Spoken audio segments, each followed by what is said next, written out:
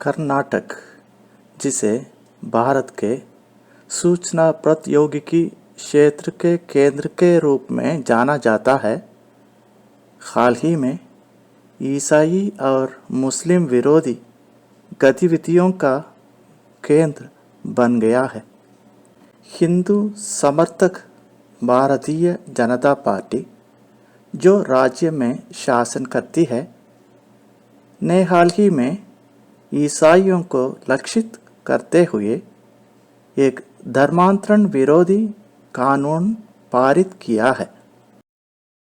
कर्नाटक के मुलबगल तालुक में गोकुंटे गांव, जिसकी आबादी लगभग 600 है, ये सभी कैथोलिक हैं, ईसाई हैं, 4 परिवारों को छोड़कर जो हिंदू हैं। यह गांव आंध्र प्रदेश की सीमा से महज 2 किलोमीटर दूर है। कर्नाटक में हिसाब विवाद के बावजूद मुलबगल तालुक प्रशासन ने कोलार जिला के गोकुंटे गांव में 18 साल पुरानी यीशु की मूर्ति को ध्वस्त कर दिया है। मुलबगल तहसीलदार बताया कि हाईकोर्ट के विध्वंस का आदेश दिया था। हालांकि इस क्षेत्र के ईसाई नेताओं ने आरोप लगाया कि मूर्ति को अवैध रूप से ध्वस्त कर दिया गया था, जबकि मामला अभी भी अदालत में लंबित है। 14 फरवरी की शाम को मुलबगल तालुक प्रशासन सैकड़ों पुलिस कर्मियों के साथ 20 फीट ऊंची यीशु की प्रतिमा को गिराने के लिए गोकुंटे गांव पहुंचा। स्थानीय लोगों के विरोध के बावजूद प्रशासन ने 15 फरवरी मंगलवार सुबह 3 बजे मूर्ति को गिरा दिया, जबकि 16 फरवरी को कोर्ट में सुनवाई होनी है। अदालत में सुनवाई से ठीक एक दिन पहले तहसीलदार जीसस की मूर्ति को गिराने की जल्दी में क्यों है? मुलबगल तहसीलदार ने बताया कि उन्होंने कर्नाटक हाईकोर्ट के आदेश के मुताबिक ही काम किया। उसने यह भी दावा किया कि उच्च न्यायालय ने पिछले साल मार्च में विध्वंस का आदेश जारी किया था। फादर तेरेस बाबू, जो एक वकील भी हैं, ने कहा कि उन्हें विध्वंस पत्र कभी नहीं दिखाया गया। मामला अभी भी अदालत में लंबित है और 16 फरवरी को सुनवाई है, लेकिन एक दिन पहले ही तोड़फोड़ की गई थी। तहसीलदार बार बार कह रहे थे कि विध्वंस पत्र जारी कर दिया गया है, लेकिन चर्च के अधिकारी उसे विध्वंस आदेश दिखाने के लिए कह रहे थे, लेकिन उसने कभी आदेश नहीं दिखाया। वह दावा कर रही थी कि सरकारी वकील ने उसे एक ईमेल भेजा था, जिसमें कहा गया था कि उच्च न्यायालय ने एक आदेश दिया था और उसके आधार पर उसने आगे बढ़कर प्रतिमा को ध्वस्त कर दिया।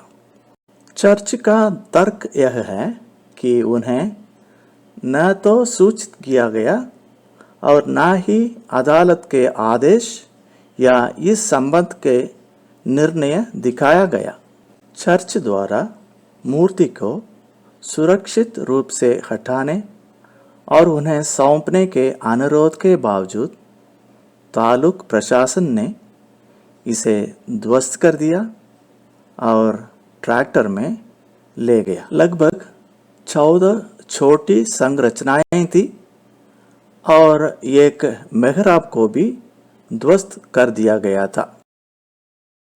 कोलार जिले के गोकुंटे गांव में पूजनीय ईसा मसीह की एक बड़ी प्रतिमा को भारी मशीनरी द्वारा तोड़ और गिराए जाने के दृश्य सोशल मीडिया पर वायरल हो रहे हैं।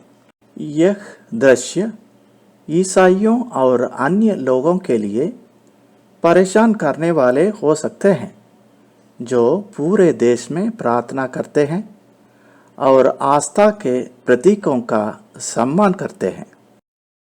ग्रामीणों ने मीडिया को बताया कि हिंदू समर्थक संगठनों के कुछ कार्यकर्ता क्षेत्र में तनाव पैदा करने चाहते थे और उन्होंने उच्च न्यायालय में याचिका दायर की।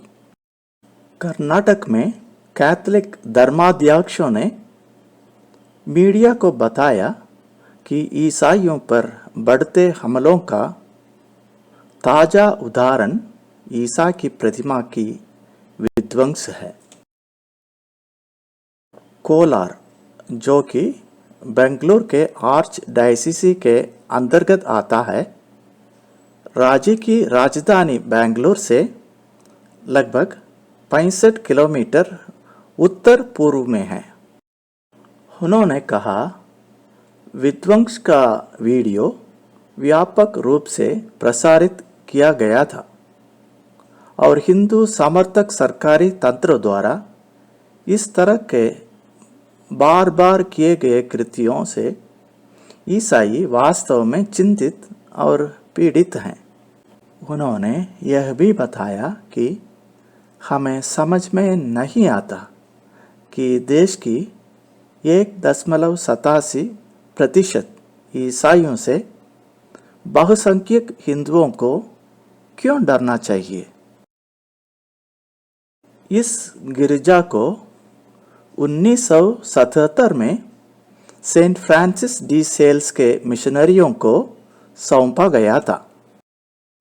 यहाँ गरीब बच्चों के लिए एक घर है, एक तीर्थ यात्री का घर है और कई अन्य सामाजिक प्रचार गतिविधियां हैं, जैसे महिलाओं के लिए व्यावसायिक प्रशिक्षण केंद्र, सिलाई स्कूल और एक बच्चों के लिए अंग्रेजी स्कूल भी है। कर्नाटक धार्मिक संरक्षण अधिनियम 2021, जो 22 अक्टूबर 2021 को लागू हुआ, ने सरकारी भूमि पर बने धार्मिक संरचनाओं को संरक्षण को रेखांकित किया गया है। कानून की धारा 3 में कहा गया कि सरकार अधिनियम के शुरू होने की तारीख पर मौजूद धार्मिक संरचनाओं की रक्षा करेगी। किसी भी कानून में कुछ भी शामिल होने के बावजूद या किसी भी अदालत, न्यायाधिकरण या प्राधिकरण के किसी भी फैसले, टिक्करी या आदेश के बावजूद। इस नए कानून के प्रावधानों की अवहेलना करते हुए तहसीलदार ने 15 फरवरी को बेंगलुरु सूबा के अंतर्गत कोलार जिला के गुंकुटे गांव में सेंट फ्रांसिस सेवियर चर्च के कब्जे वाली सरकारी जमीन पर यीशु की लगभग 2 दशक पुरानी मूर्ति को हटा दिया। चर्च द्वारा बनाए गए अतिक्रमण को हटाने के बहाने अधिकारियों ने क्रॉस के कुछ स्टेशनों के अलावा जिस कंक्रीट संरचना पर मूर्ति खड़ी थी उसे भी क्षतिग्रस्त कर दिया था।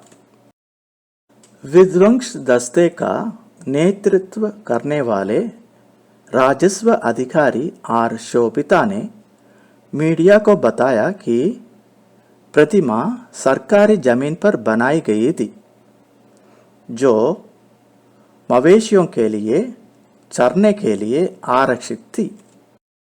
उन्होंने दावा किया कि यह कार्रवाई कर्नाटक उच्च न्यायालय के हालिया आदेश के अनुपालन में ही की गई है। चर्च के अधिकारियों को विध्वंस से पहले अनिवार्य कानूनी नोटिस भी जारी नहीं किया गया था, मैंडेटरी लीगल नोटिस, और इसे अल्पसंख्यक ईसाइयों और मुसलमानों को लक्षित करने के लिए सरकार के सांप्रदायिक एजेंडा के एक हिस्सा बताया। सरकारी जमीन चर्च के कब्जे में 3 दशकों से अधिक समय से थी, लेकिन कुछ असामाजिक तत्वों ने जबरन धर्मांतरण पर विवाद खड़ा कर दिया, जिससे विध्वंस हुआ। कर्नाटक राज्य सरकार ने भी राज्य भर में चर्चों और ईसाई मिशनरियों के सर्वेक्षण का आदेश दिया था, जिससे धर्म निरपेक्ष व्यक्तियों और संगठनों में आक्रोश फैल गया था। एक विश्वव्यापी समूह यूनाइटेड क्रिश्चियन फोरम ने अपनी हालिया रिपोर्ट में कहा कि कर्नाटक ने दक्षिण भारत में ईसाई विरोधी हिंसा की सबसे अधिक घटनाएं दर्ज की हैं।